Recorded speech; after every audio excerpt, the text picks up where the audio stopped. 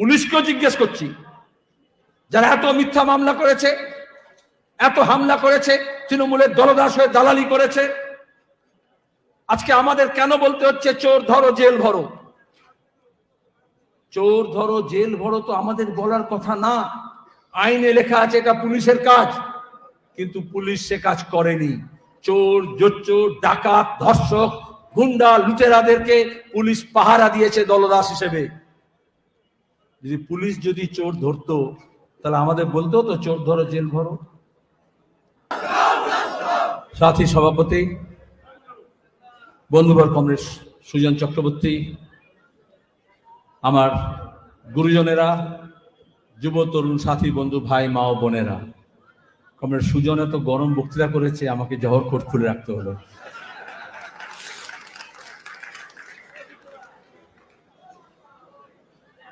আমি গত 3 দিন ত্রিপুরা নির্বাচনী প্রচারে ছিলাম। আজকে সকালে ওখান থেকে এসছি, তারপরে একটা বনহুগলিতে মিটিং ছিল, তারপরে বারুইপুরে ছিল, তারপরে এখানে সোনারপুরে কামালগাজীতে। নজরুল একটা কবিতা ছিল, মানে নজরুল মানে কাজী নজরুল ইসলাম অরিজিনাল। আজকাল তো সবই ফেক চলে, তো ফেক নজরুল নয়, আসল নজরুলের কথা বলছি। বোঝা গেছে? সমঝদারোं के लिए इशारा काफी है। তো নজরুল বলেছিল, কাজী নজরুল ইসলাম বলেছিলেন, কামাল তুনে কামাল কিয়া ভাই। কামাল পাশা আতাতুর্কের ব্যাপারে। এখন তুরস্কে তো সিরিয়ায় তুরস্কে ভূমিকম্প হলো, তো তখন জন্য আবার নতুন করে কামাল পাশা আতাতুর্কের কথা মনে পড়ছিল।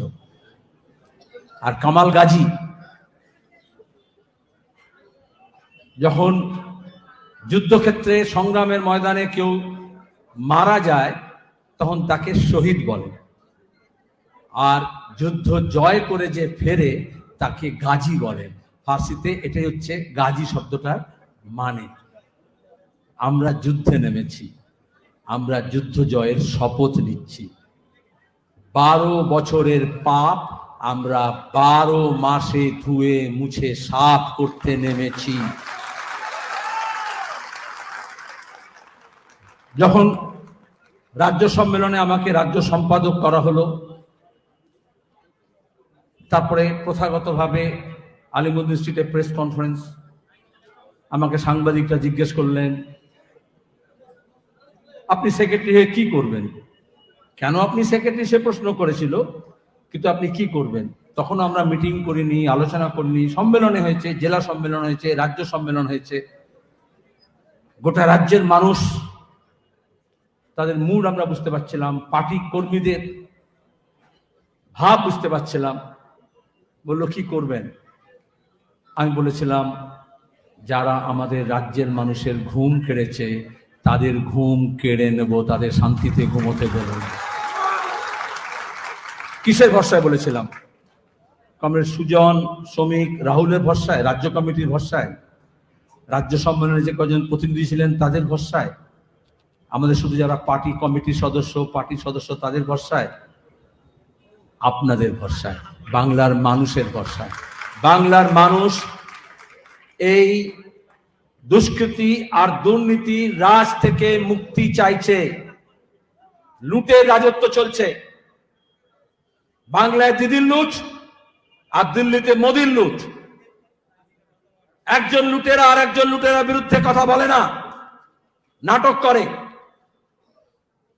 কেউ কেউ মনে করেছিল বাংলার এই তৃণমূলের অপশাসন, ধর্ষণ, তোলাবাজি, সিন্ডিকেট রাজ, পাচার কাণ্ড, দুর্নীতি, অত্যাচার, তার উপর দাঁড়িয়ে সিপিআইএম কর্মীদের ঘর ছাড়া করা, জরিমানা করা, জেল দেওয়া, মিথ্যা মামলা করা, হামলা করা, তাহলে কি হবে? বললে তাহলে 56 জন্য, 59 জন্য 56 চাই। এখনো কেউ কেউ বলে, আমরা তো দেখেছিলাম তারিখও ঘোষণা করে দিয়েছিল, বলল পুজোর আগে, পুজোর পরে, ডিসেম্বর মাসের মধ্যে। আর একজন ফেক অপোজিশন লিডার আছে শুভেন্দু, সে তো তারিখও বলে দিয়েছিল ডিসেম্বর মাসে। কোন সব তারিখ বলেছিল না? ওই পাকা দেখা টাকা হলে যেরকম হয় না, লগনের তারিখ, তারপরে বিয়ের তারিখ, তারপরে অষ্টমঙ্গলার তারিখ, হ্যাঁ সব বলে দিয়েছিল। বৌভাতের তারিখও বলে দিয়েছিল। তারপরে বোঝা গেল এগুলো সব ফাঁকা আওয়াজ। বাংলার মানুষ নবান্ন 14 তলা থেকে ডাকাত রানীকে টেনে হিচড়ে নামানোর জন্য কোনো 56 লাগবে না, কোনো 356 লাগবে না।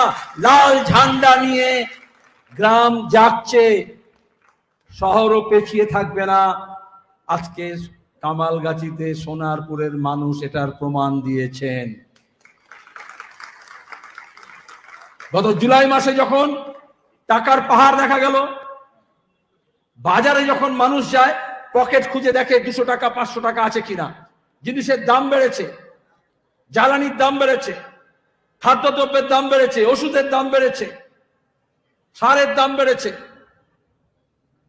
মানুষের আয় কমেছে, বেকারি বেড়েছে, বাজারে টাকা নেই। এই যে রিজার্ভ ব্যাংক বলছে মানি সাপ্লাই নেই, টাকা কোথায় গেল? বিজেপি বলেছিল নোটবন্দি, এই মোদি বলেছিলেন ভ্রষ্টাচার সমাপ্ত, কালাধন সমাপ্ত, আতঙ্কবাদ সমাপ্ত, নকলি নোট সমাপ্ত। আর মিডিয়া থেকে বলা হয়েছিল আজকাল নাকি সব ক্যাশলেস হবে, সবই মোবাইলে হবে, পান দোকানে, কফির দোকানে, চায়ের দোকানে বিনা টাকা পয়সায় সব লেনদেন হবে। তাহলে এত টাকা এলো কোত্থেকে? তৃণমূলকে তো জিজ্ঞেস করছে টাকা এলো কোথায়, কার টাকা কোথা থেকে এলো? পুলিশকেও জিজ্ঞেস করছি, যারা এত মিথ্যা মামলা করেছে, এত হামলা করেছে, তৃণমূলের দলদাস হয়ে দালালি করেছে, আজকে আমাদের কেন বলতে হচ্ছে চোর ধরো জেল ভরো? চোর ধরো জেল ভরো তো আমাদের বলার কথা না, আইনে লেখা আছে এটা পুলিশের কাজ, কিন্তু পুলিশ সে কাজ করেনি। চোর, জোচ্চোর, ডাকাত, ধর্ষক, গুন্ডা, লুটেরাদেরকে পুলিশ পাহারা দিয়েছে দলদাস হিসেবে। যদি পুলিশ যদি চোর ধরতো তাহলে আমাদের বলতো তো চোর ধরো জেল ভরো। আচ্ছা, এখানে অনেক মাস্টার মশাই আছেন এসব এলাকায়, খারাপ মনে করবেন না। যদি স্কুলের মাস্টার, কলেজের অধ্যাপক যদি ঠিকঠাক পড়ায় তাহলে কি প্রাইভেট টিউশন করতে হয়? বাইরের মাস্টার রাখতে হয় টাকা কড়ি খরচা করে? যদি রাজ্যের পুলিশ, কলকাতা পুলিশ যদি চোর ধরতো তাহলে বিচারপতিকে, ইডি, সিবিআই কে বলে দিল্লি থেকে পুলিশ ডাকতে হতো? তাহলে তো এই রাজ্যের পুলিশ করতে পারত। আসলে এই দুর্নীতি আর দুষ্কৃতি রাজের জন্য তৃণমূল, তার মধ্যে কিছু ওপর তলার আইএএস আইপিএস অফিসার, তাদের কিছু গিন্নিবান্নি, তারা সবাই মিলে একটা নেক্সাস তৈরি করেছে, লুটেরাদের রাজত্ব তৈরি হয়েছে। বুদ্ধদেব ভট্টাচার্য বলেছিলেন যখন তৃণমূলের সরকার এসেছিল যে অপরাধীদের বুকের পাটা বেড়ে গিয়েছে, তারা যা খুশি তাই করতে পারে।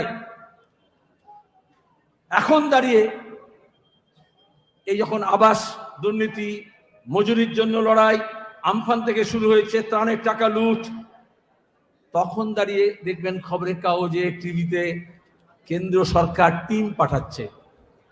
তাহলে হঠাৎ কেন্দ্র সরকার কি এখন জন্মালো?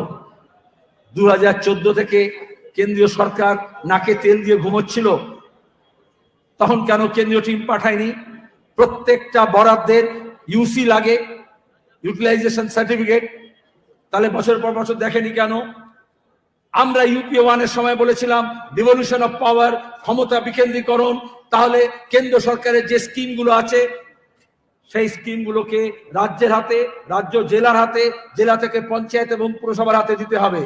27টা দপ্তরের বিভিন্ন স্কিম রাজ্য, তার থেকে পঞ্চায়েত পর্যন্ত গিয়েছে। তাহলে সেই টাকাগুলো গেল কোথায়? কি হলো? সংখ্যালঘুদের উন্নয়নের জন্য MSDP, multi sectoral development plan, stipend, scholarship, আদিবাসীদের হস্টেলের টাকা, ভাতা, তপশিলি জাতিদের স্টাইপেন্ড, স্কলারশিপ, মহিলা কল্যাণের জন্য, শিশু কল্যাণের জন্য, শিশুদের পুষ্টির জন্য মিড ডে মিলের টাকা, আইসিডিএস এর টাকা, রেশনের টাকা, রেশনের চাল, বন্যা ত্রাণ, তার টাকা, ঘরের টাকা। এখন গ্রাম আবাস নিয়ে হচ্ছে, কিন্তু শহরি আবাস যোজনাও আছে। আজকে পঞ্চায়েতে যেরকম মানুষ গিয়ে বলছে আমার ঘর কোথায়, কার ঘর কে পেল, এখানে যারা পুরসভা চালাচ্ছে তাদেরও বলি ওই গোবর জলে আর ঘুটে হাসে বললে হবে না। দুদিন পরে এইসব পুরসভাগুলোতেও মানুষ গিয়ে বলবে, কার টাকা কে পেল, আমার ঘরের টাকা কোথায় গেল।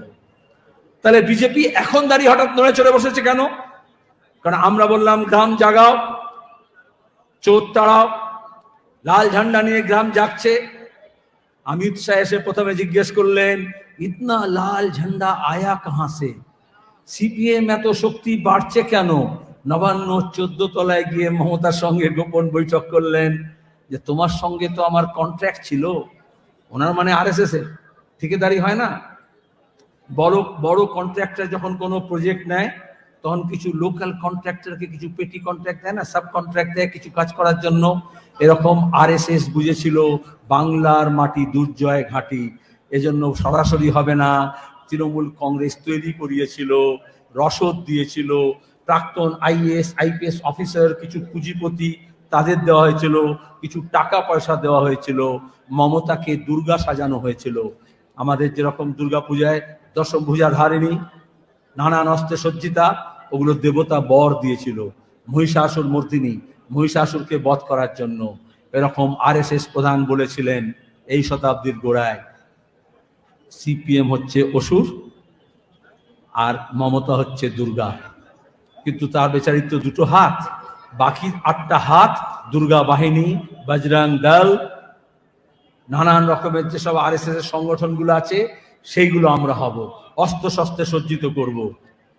সেখান থেকেই তো এই যে মুকুল রায়, এই যে শুভেন্দু দেখছেন না, এগুলো হচ্ছে এই আরএসএস যে দুর্গা তৈরি করেছিল তার বাই প্রোডাক্ট। এরা সব বাই প্রোডাক্ট। ওই একই যে নিজাম প্যালেসে কারখানা খোলা হয়েছিল, দল বদলের কেনা বেচা, মাওবাদীদের নিয়ে আসা হয়েছিল সিপিএম কে খতম করার জন্য। আর ওই মাওবাদীদের মাইন্ড দেখিয়ে আর এই যুব সেনাপতি শুভেন্দু কি বলেছিল, মেদিনীপুরে লাল কাপড়ের ন্যাকড়া পর্যন্ত দেখা যাবে না। ভাগ্যের পরিহাস দেখুন, এই শুভেন্দু তৃণমূলের ঝান্ডা নিয়ে, মানে তৃণমূলের ঝান্ডা বলতে হচ্ছে কারণ এখন তৃণমূলের যে ঝান্ডা দেখবেন প্রতিষ্ঠা কাল থেকে সেরকম ঝান্ডা ছিল না। জওয়ান ছেলেদের জানা উচিত, কিছুদিন আগে পর্যন্ত তৃণমূলের ঝান্ডায়, এই শুভেন্দু যখন তৃণমূল ছিল, মাঝখানে ওই যে অতিভক্তি চোরের লক্ষণ হয় না, মমতার মুখ লাগিয়ে দিত। এখন তৃণমূলও বুঝেছে ওই মুখ দেখিয়ে মানুষকে আর ধোকা দেওয়া যাবে না। এখন আর সততার প্রতীকের সাইনবোর্ডও দেয় না, আর ওই মুখ লাগানো ঝান্ডাও সরিয়ে দিয়েছে।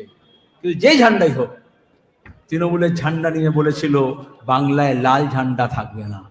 আর এখন সেই শুভেন্দু ওই তৃণমূলের ঝান্ডা নিয়ে এখন মোদি অমিত শাহের চেয়ার টেবিল আর জুতো মুছতে চলে গিয়েছে।